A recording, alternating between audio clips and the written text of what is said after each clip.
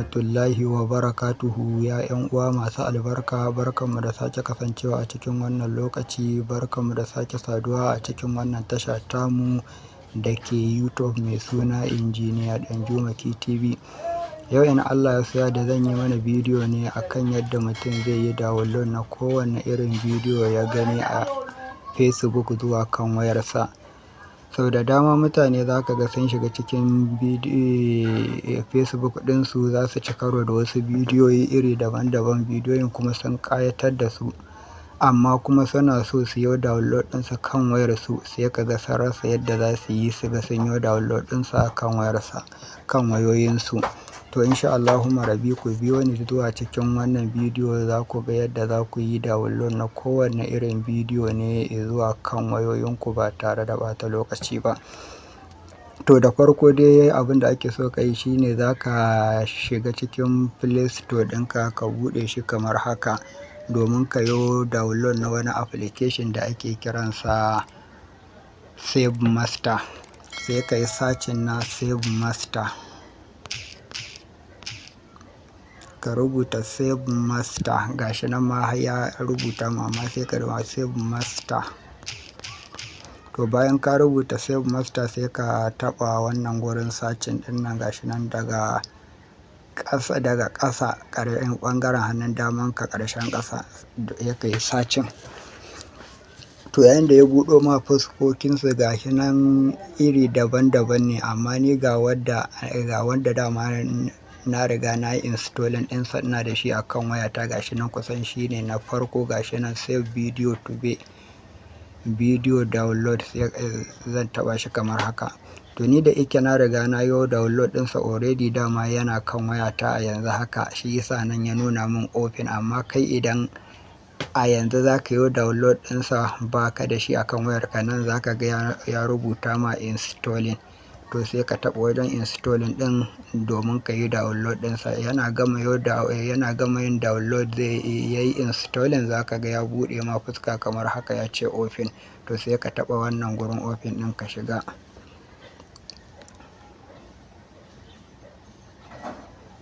To yana buɗo ma fuska kamar haka, sai ka fita kuma daga cikinsa gabaki ɗaya. Yanzu ina kan wayarka, da kai ka shigo cikin menu ɗinka za ka gan shi a cikin wayarka, ka duba can ƙasa gashi nan daga ɓangaren hannun hagu. To bayan ka gama yau download ɗinsa sai ka shiga cikin kuma Facebook ɗin naka, sai ka lalubo application ɗinka na Facebook ka shiga kamar haka.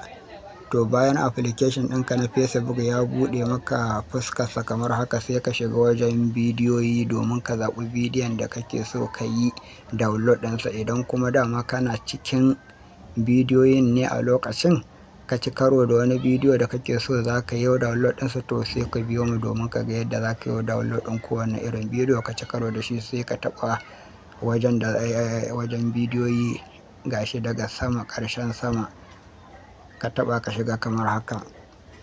To yana buɗo ma fuskarsa kamar haka, za ka ga bidiyoyi nan iri daban-daban a cikin wayarka. To sai ka zaɓi bidiyon da kake so ka yi download. Alal misali kamar a ce sai ka zaɓi bidiyon da kake so ka ga kayo download. Alal misali kamar a ce wannan na farkon shi kake so ka yi download zuwa kan wayarka. To ga wata kibiya nan daga ƙasa wajen alamar yin sharing ɗin nan, gashi nan sai ka taɓa wannan kibiyar ta alamar sharing kamar haka. To kana taɓa kibiyar nan ta alamar sharing, za ta buɗo ma zaɓuɓɓuka ga sanin gidaje wajen guda 8. To sai ka taɓa wannan copy link ɗin, ma'ana ka yi copy link ɗin kenan. To kana yin copy link ɗin shi kenan, sai ka fita daga cikin application ɗin naka na Facebook, sai ka tafi ka buɗe application ɗin nan naka da kayo download na Save Master.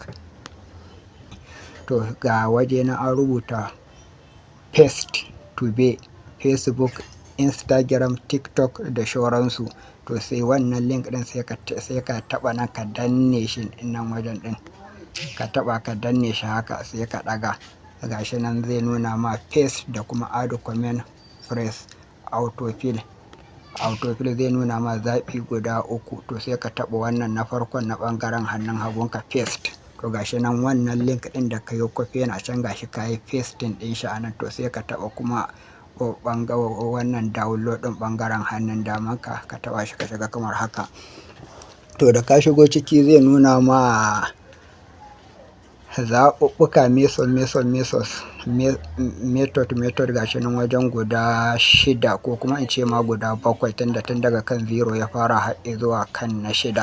To a gaskiya wanda ifiyo download ɓangaren Facebook shine zaɓi na 4 nan da kuma na 6. To sai ka zaɓi wanda ka fi so ka yi download ɗin ta cikinsu, amma ni zan fara zaɓar zaɓi na ƙarshe nan shine na 6. sai ka taɓa shi ka shiga gashi na yana yin generating download link, sai ka jira ya gama yin generating ɗin kana za ka ga ya fara ma download.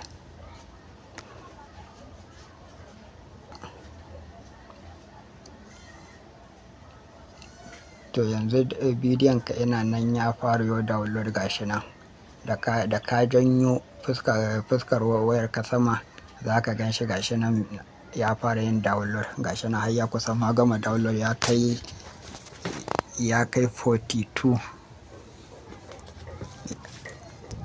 sai ka jira ya gama yau download.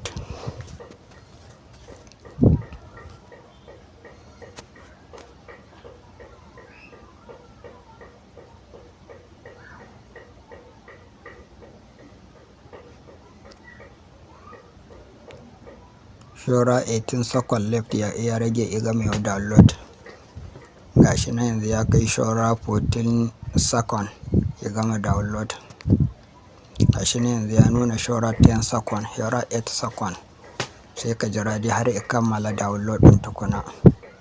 To yanzu ya riga ya gama yau download gashi nan download complete. To sai ka fita daga ciki sai ka je ka shiga cikin, idan gallery ne to sai ka shiga cikin gallery ɗinka, idan kuma file manager ne sai ka shiga cikin file manager ɗinka za ka ga bidiyon ka insha Allah a ciki.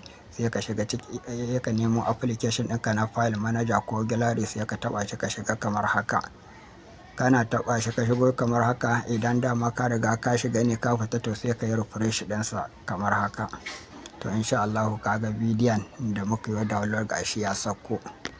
Bara in buɗe mana shi kamar haka. To yanzu ka gani ga bidiyon ya sauko.